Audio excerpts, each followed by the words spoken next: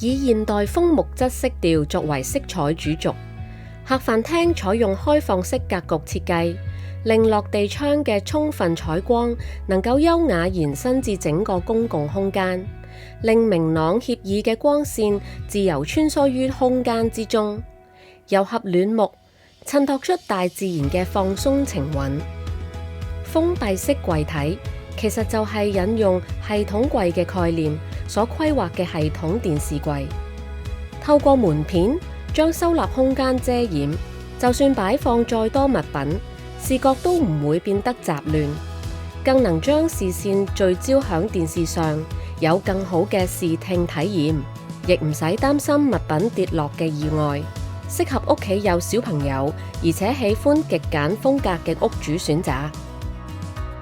加上夫妻仲有好多雜物同埋一座鋼琴需要展示同埋收納，巧妙響收納櫃同埋吊櫃之間嵌入開放琴房，更延續收納機能。偶爾飄送嘅音樂旋律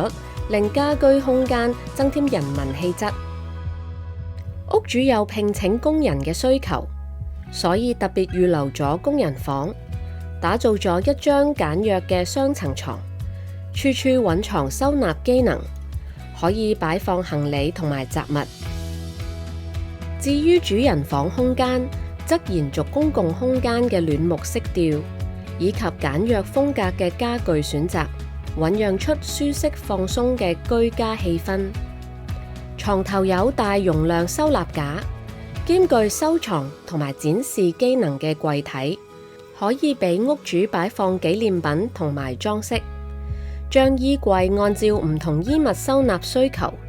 利用複合式櫃體設計，打造全面嘅衣物收納機能。隔櫃同埋層板可堆疊 T 恤同埋帽，需要防塵嘅衣物就可以放置響櫃桶裏面，而大褸、長褲等則可以利用吊掛五金可線收納。一個人工作容易分心，設計師規劃可以同埋另一半共同使用嘅書台，而雙書桌又可以各自獨立使用，搭配充足嘅插座、文件收納櫃，令響屋企工作效率大幅提升。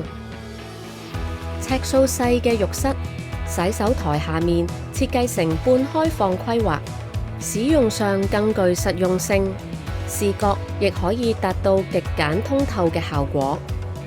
浴室設計鏡櫃亦能增加收納，俾沖涼前後用嘅卸妝洗面用品同埋保養品一個安身之處，亦可以俾洗手台面唔再堆滿瓶瓶罐罐。小朋友房以淺藍色打造，營造一種自由無拘嘅感受，亦係小朋友嘅夢想天地。小房間如果夾硬要再擺張床，只會令空間更細。利用系統櫃訂造床架，再順着牆身柱子打造，位置夾得啱啱好，唔浪費寶貴嘅空間。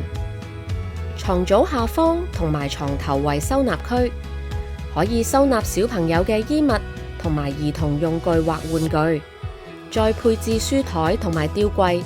學習氣氛非常良好。呢間睡房嘅衣櫃採用完全封閉式嘅設計，以維持空間整體視覺嘅乾淨利落。除此之外，設計師沿住牆面配置衣櫃同埋工作台，唔單止滿足收納需求，亦將機能整合響一齊。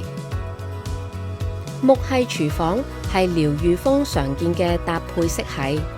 而木質本身擁有多種紋理同埋色調，都係一種經典而襟睇嘅選擇。